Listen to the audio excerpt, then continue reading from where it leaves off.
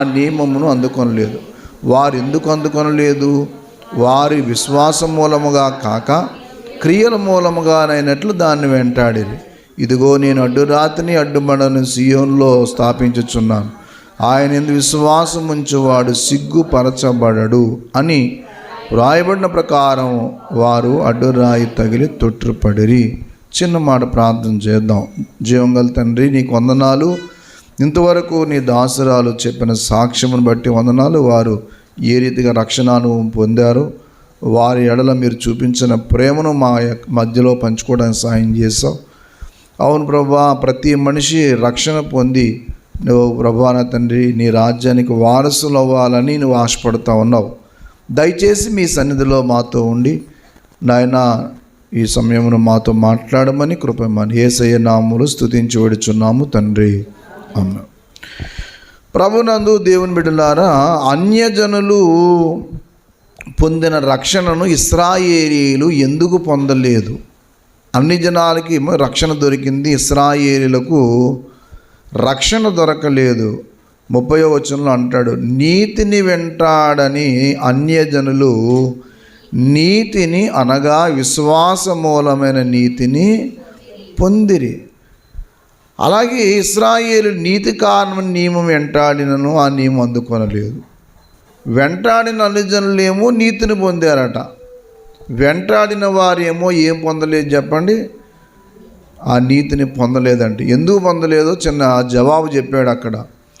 వారి విశ్వాసం మూలముగా గాక క్రియల మూలముగా అయినట్లు, అది తప్పు. చేసిన పొరపాటు ఏంటంటే విశ్వాసాన్ని వదిలేసి క్రియల ద్వారా దేవుని నీతిని పొందుకుందాం అనుకున్నారు. ఈ రోజుల్లో చాలామంది దేవుని వాక్యాన్ని, యేసయ్య రక్తమును, దేవుని యొక్క సన్నిధిని విడిచిపెట్టి వాళ్ళు అనుకున్న రీతిగా నీతిని పొందాలనుకుంటున్నారు. లోకములో 4 రకాల నీతులు ఉన్నాయి. అందులో మొదటిది ఏంటంటే మనుషుల నీతి, రెండోది ధర్మశాస్త్ర నీతి, మూడవది లోకనీతి, 4వది దేవుని నీతి. మొట్టమొదటిది ఏమన్నారు చెప్పండి? మనుషుల నీతిని, దీన్నే స్వనీతి అంటారు. స్వనీతి అంటే అర్థం ఏంటంటే వాళ్ళకి ఏదైతే తెలిసిందో అదే కరెక్ట్, వాళ్ళు అనుకున్నదే ముఖ్యం అనుకుంటారు తప్పిస్తే.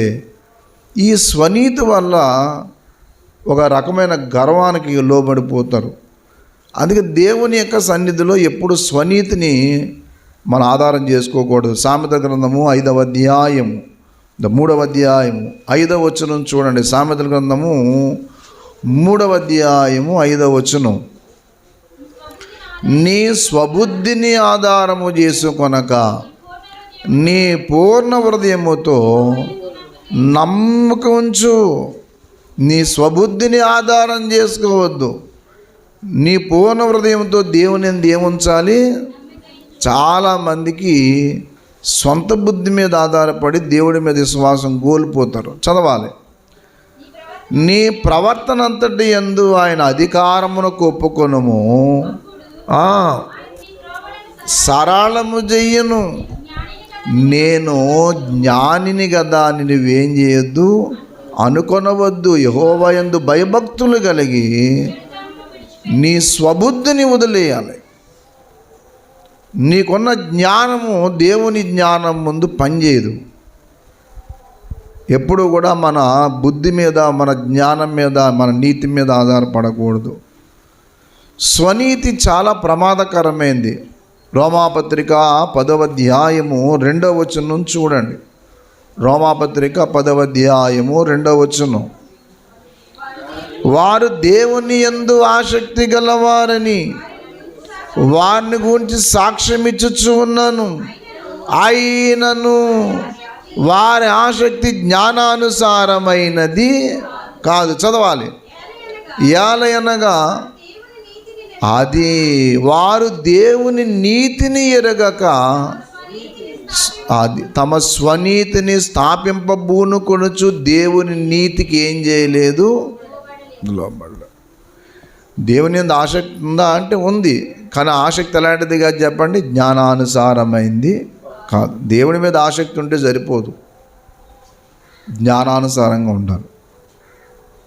మరీ మూఢభక్తులోకి వెళ్ళిపోయిన వాళ్ళు ఉంటారు కొంతమంది. దేవుడు అంటేనే జ్ఞానం. చాలామందికి ఈ విషయం తెలియక వాళ్ళు ఏదో అనుకున్నది చేస్తారు. అందుకే మనం ఏమి చేసినా దేవుని జ్ఞానం మీద ఆధారపడే చేయాలి తప్ప మన సొంత జ్ఞానం మీద ఆధారపడి ఎప్పుడు చేయకూడదు. ఏం చేసినా ప్రభువా ఇది నీ విషయం, ఇది నీదేనా, నువ్వు ఏదైనా పాపం చేయాలనుకున్నావు అనుకో, దేవుడికి మహిమ వస్తుందంటే చెయ్యి. దేవుడికి మహిమ వస్తుందా అంటే రాదు. మరి అందుకు చెయ్యం. చాలామంది స్వంత నీతి మీద ఆధారపడి దేవుని నీతికి దూరం అయిపోతారు. ఇక్కడే చాలా నష్టపోతారు. అందుకే స్వనీతి. రెండోది ఏమి నీతి అన్నని చెప్పండి, ధర్మశాస్త్ర నీతి అంటారు. ధర్మశాస్త్ర నీతి అంటే వాళ్ళు నేర్చుకున్న కొన్ని ఉంటాయి, వాళ్ళు ఎప్పటి నుంచో అనుసరిస్తూనే ఉంటాయి. కొంతమంది కొన్ని సంఘ అభిమానాలు ఉంటాయి, కొంతమందికి వాళ్ళు పుట్టి పెరిగిన అభిమానం ఉంటుంది, మాదే కరెక్ట్ అనే రీతిగా ఉంటారు. కొన్ని ఆచారాలు ఉంటాయి. ఉదాహరణకి 40 రోజులు ప్రార్థనలు ఉంటాయి. ఈ 40 రోజులు ప్రార్థనలు చేసి సరిపోద్ది అనుకునే వాళ్ళు కొంతమంది. నేను చెయ్యొద్దని అంటలేదు, 40 రోజులు ప్రార్థన చేయాలి. 40 రోజులు ఏంటి, జీవితకాలం అంతా చేయాలి. 40 రోజులే తెల్లవారుజాము లేచి మిగతా రోజులు గొరకబెట్టి పడుకోమన్నాడు ఏంటి దేవుడు? ఏమన్నా ప్రార్థన అనుకున్నప్పుడు తప్పనిసరిగా ఎక్కువ జాములు లేచి ప్రార్థించాలి. ఇది మర్చిపోకూడదు. ప్రతి దినం కుటుంబ ప్రార్థన ఉండాలి, వ్యక్తిగత ప్రార్థన ఉండాలి, సంఘంతో ప్రార్థన ఉండాలి. ఈ ప్రార్థనా జీవితం లేకపోతే కష్టం. అత్యధికమైన ప్రార్థనా జీవితం ఉండాలి. కనీసం రోజుకి 2.5 గంటల పైన దేవునికి ఇవ్వటం నేర్చుకోవాలి. ఇప్పుడు మన సెల్ ఫోన్లకి టీవీలకి ఇచ్చినంత టైము దేవునికి ఇవ్వటం లే. అందుకే చాలామంది అన్ని విషయాలు నష్టపోవడానికి కారణం ఇదే. యవనస్తులు ఎవరైనా జీవితంలో బాగుపడాలనుకున్న వాళ్ళు దేవునికి సమయం ఇచ్చి చూడండి, ఒక ఉన్నత స్థాయికి దేవుడు మిమ్మల్ని నడిపిస్తాడు. కాబట్టి ధర్మశాస్త్ర నీతి వలన కూడా ప్రయోజనకరం ఏమీ ఉండదు. గలతీ పత్రికలో ఆ మాట చెప్తాడు. ధర్మశాస్త్రము అనేది ఒక నియమాలతో కూడిందే తప్పిస్తే విశ్వాసంతో కూడింది కాదు. గలతీ పత్రిక 2వ అధ్యాయము దయచేసి 16వ వచనము దగ్గర నుంచి చూడండి. మనము జన్మం వల్ల యూదులమే కానీ అన్ని జనులలో చేరిన మనుషుడు యేసుక్రీస్తునందలి విశ్వాసం వల్లనే కానీ ధర్మశాస్త్ర సంబంధమైన క్రియల మూలమున నీతిమంతుడుగా తీర్చబడని ఎరిగి మనం ధర్మశాస్త్ర సంబంధమైన క్రియల మూలమున గాక క్రీస్తునందలి విశ్వాసం వల్లనే నీతిమంతులమని తీర్చబడుటక యేసుక్రీస్తునందు విశ్వాసముంచి ఉన్నాం. ధర్మశాస్త్ర సంబంధ క్రియల మూలమున ఏ శరీరియో నీతిమంతుడని తీర్చబడడు. అదే గలతీ పత్రిక 5వ అధ్యాయము దయచేసి 4వ వచనం. మీలో ధర్మశాస్త్రం వలన నీతిమంతులని తీర్చబడు వారెవరో వారు క్రీస్తులో నుండి బొత్తిగా వేరు చేయబడి ఉన్నారు. కృపలో నుండి ఏమైపోయారు? తొలగిపోయారు. మా సంఘాచారము ఇది, మా ఆచార ప్రకారంగా చేస్తాం. ఏంటై నీ ఆచారం? నీ ఆచారం రాసుకున్న ప్రకారంగా వెళ్తున్నావు నువ్వు, అది తప్పు. యేసుక్రీస్తునందలి విశ్వాసమే నిన్ను నీతిమంతుణ్ణి చేస్తుంది. కొంతమంది కొన్ని రకాల ఆచారాలు చేస్తూ ఉంటారు. అది కాదు, నువ్వు ఏది ఆచరించినా సరే అది బైబిల్లో రాయబడి ఉండాలి. దాన్ని వాక్యములో ఈ ధర్మశాస్త్రం గురించి మాట్లాడుతూ పారంపర్యాచారము అంటాడు. ఈ ధర్మశాస్త్ర సంబంధమైన నీతిని గురించి మాట్లాడుతూ పారంపర్యాచారం. మార్కు సువార్త 7వ అధ్యాయము, రోమపత్రిక 7వ అధ్యాయం 3వ వచనం. పరిసయ్యులను యూదులందరూ పెద్దల పారంపర్యాచారమును బట్టి. ఏ పారంపర్యాచారం అమ్మా అంటే అర్థం ఏంటంటే బయట నుంచి రాగానే కాళ్ళు చేతులు కొనుక్కోవటం ఏంటది? ఆచారం. నాకు తెలిసిన ఒక ఆవిడ ఉంది, చర్చికి వెళ్తుంది, ఆవిడ ముందు లోపలికి వచ్చేటప్పుడు ఎవరినన్నా సరే ఆ పైప్ దగ్గరికి వెళ్ళి కాళ్ళు చేతులు కడుక్కుని రండి ముందు అంట. మంచిదే, కడుక్కోద్దని నేను అనను, కానీ అది ఎందుచేత నువ్వు శుభ్రం చేసుకుంటున్నావు? ఆచారమా ఏంటి? కొంతమంది కొన్ని ఆచారాలు ఉంటాయి, బయటికి వెళ్తుంటే ఎదురు రావటం, అలాగే కొన్ని చేస్తూ ఉంటారు వీళ్ళు అలాగే అదొక అలవాటట. ఆ రకంగా చేస్తుంటప్పుడు దేవుని యేసు ప్రభు వారికి ఒళ్ళు మండి 5వ వచనం, అప్పుడు పరిసయ్యులను శాస్త్రులు నీ శిష్యులు ఎందుకు పెద్దల పారంపర్యాచారము చొప్పున నడుచుకొనక అపవిత్రమైన చేతులతో భోజనము చేయదురని ఆయన అడిగిన. భోజనం చేతులు కడుక్కోకుండా భోజనం చేస్తుంటే వాళ్ళు అనుకుంటున్నారు అది అపవిత్రం కదా అని చెప్పి. అప్పుడు యేసయ్య అన్నాడు, అందుకు ఆయన వారితో ఇలాగ చెప్పాను, ఈ ప్రజలు పెదవులతో నన్ను గణపరచుదురు కానీ వారు హృదయము నాకు దూరముగా ఉన్నది. వారు మానవులు కల్పించిన పద్ధతులు దైవోపదేశములని బోధించుచు నన్ను వ్యర్థముగా ఏం చేస్తున్నారు? ఆరాధించుచున్నారు అని మాట్లాడుతూ చాలా విషయాలు చెప్పాడు. 8, 9 వచనాలు, మీరు దేవుని ఆజ్ఞని విడిచిపెట్టి మనుషుల పారంపర్యాచారమును మరియు ఆయన మీరు మీ పారంపర్యాచారము గైకొనుటకు దేవుని ఆజ్ఞని ఏం చేస్తున్నారు మీరు? అది విషయం. ధర్మశాస్త్ర నీతి అంటే ఏంటి తెలుసా? ఇదిగో ఇలాగ చేయాలి. పెళ్ళిళ్ళు అవుతాయి, కొంతమందికి అర్ధరాత్రి ముహూర్తం, రాత్రి పెళ్ళి అయింది మా దగ్గర. అదేం పెళ్ళి నా జీవితంలో చూడలేదు. తెల్లవార్లు టపాకాయలు కాలుతూనే ఉన్నారు, పెద్ద సౌండ్లు. ఆ పంతులు గారు 3:30 పెట్టాడట ముహూర్తం. మనవాళ్ళు పెళ్ళిళ్ళు చేసేవాడు ఎంత చక్కటోళ్ళు అంటే మన క్రైస్తవులు పెళ్ళేమో పాస్టర్ గారితో చేయించుకుంటారు, ముహూర్తం మాత్రం పంతులు గారితో ఎట్టించుకొస్తారు. ఆయన రాస్తాడు ఇన్ని గంటలకు వస్తుంది అని చెప్పి. అయ్యగారు మేము క్రైస్తవులు అండి, మరి రాత్రులు పెట్టకూడదంటే పగలు మారుద్దాం అని పగలు రాస్తాడు ఆయన. పగలు రాస్తారు వాళ్ళే. ఆయనతో పెళ్ళి అనుకున్నప్పుడు రాత్రులు రాస్తాడు, ఎందుకంటే మరి మిగతా పెళ్ళిళ్ళు చేసి రావాలి కదా. అందుకే ఆయన పెట్టిన పెళ్ళి ముహూర్తాలు అని అడగండి, అయ్యగారు అని పెళ్ళి ముహూర్తాలు ఇయ్యనండి అంటే కాదు. ఒకరితో 10 గంటలకు వచ్చింది, ఒకరు 12 గంటలకు వచ్చింది, ఒకరికి 2 గంటలకు వచ్చింది. మరి ఇన్ని చోట్లకి వెళ్ళాలి కదా ఆయన. ఈ ముహూర్తాలు అనేవి ఒక గుడ్డితనం. ఫలానా రోజున మంచి రోజు, ఫలానా రోజుని ఈ రోజు అని చెప్పేది అంత గుడ్డితనం తప్పిస్తే ఏం లేదు. చాలామందికి ఇదొక పెద్ద జాడ్యం. దేవుని మీద విశ్వాసం కాకుండా వ్యర్థమైన దాని మీద పెట్టుకుంటారు. ఈ విశ్వాసము దేవునికి ఏమాత్రం సంబంధం ఉండదు. పెద్దల పారంపర్యాచారం అంటారు. పెళ్ళి అయ్యేటప్పుడు ఒక రకం తంతు కాదు, ఇంటి ముందు రాట ఎందుకు వేస్తారు వీళ్ళకి తెలియదు. అవి ఎందుకు చేస్తారని అడగండి వాళ్ళని. ఒక్కడ తెలియదు వీళ్ళకి. పెళ్ళి ఎవరైనా చచ్చిపోతే 5వ రోజున, 3వ రోజున, 7వ రోజున, 9వ రోజున అంటారు. అప్పుడు ఎందుకు పెట్టాలి? నాయన వండు, ఒకరు తీసుకెళ్ళాలా, ముగించుకున్నాం. కాబట్టి ఎందుకు చేయాలలాగా అంటే తెలియదు. అందుకని 2వది ధర్మశాస్త్ర నీతి. 3వది ఏమన్నా చెప్పండి? లోకనీతి. ఏ నీతి? లోకంలో ఉన్న నీతి. అంటే లోకస్తులు ఎలాగైతే నడుస్తారో వీళ్ళు అలాగే నడుస్తారు. గలతీ పత్రిక 6:14 చెప్పాడు, నేను లోకమునకు నాకు లోకము సిలువ వేయబడ్డాం. లోకస్తులు నడిచినట్టు నువ్వు నడవటం ఏంటి? లోకానికి నీకు తేడా ఉంది. యేసయ్య అంటాడు యోహాను సువార్త 15వ అధ్యాయంలో, మీరు లోక సంబంధులు కాదు, లోకంలో నుండి మిమ్మల్ని ఏం చేసుకున్నాను? నేను ఏర్పాటు చేసుకున్నాను. లోక సంబంధులు కాదు మీరు. ఇది 2వ విషయం. 3వ విషయం.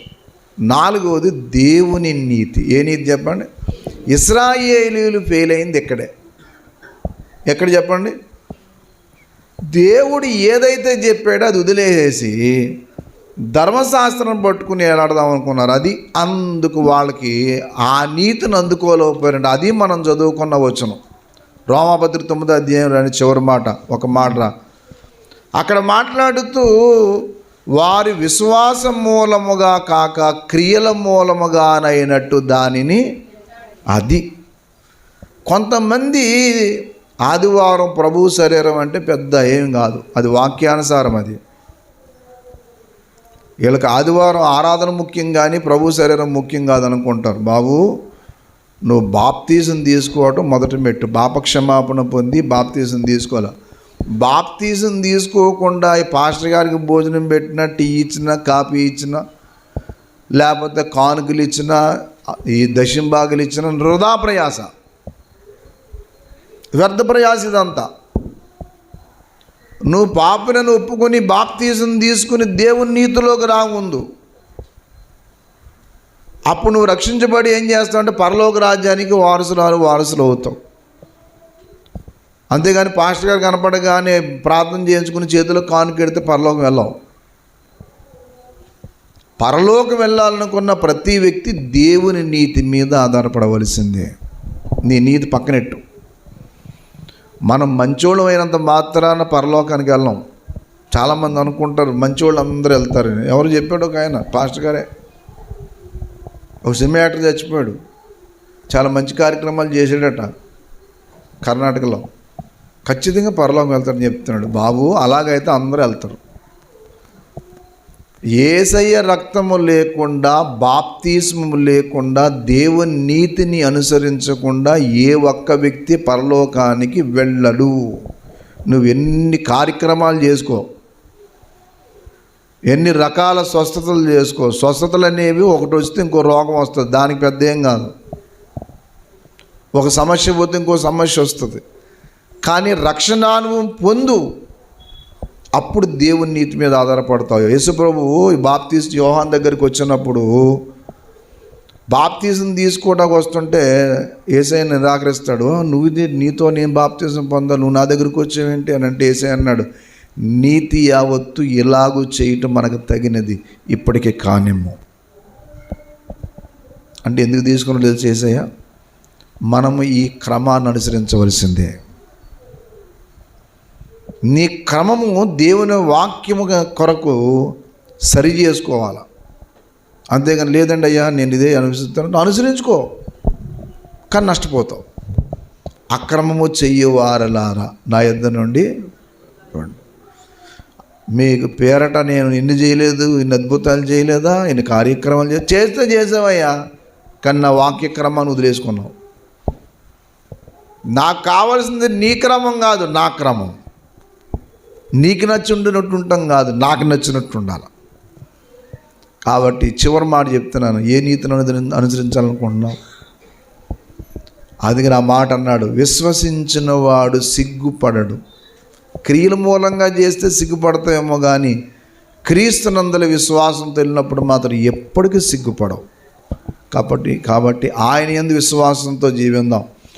ఒక్క మాట చూడండి, గలతీ పత్రికలో పౌలు గారు ఒక మాట అంటాడు 2వ అధ్యాయంలో మాట్లాడుతూ, నేను ఇప్పుడు జీవిస్తున్న నా జీవితం ఏంటి తెలుసా? క్రీస్తునందలి విశ్వాసంతోనే బతుకుతున్నా.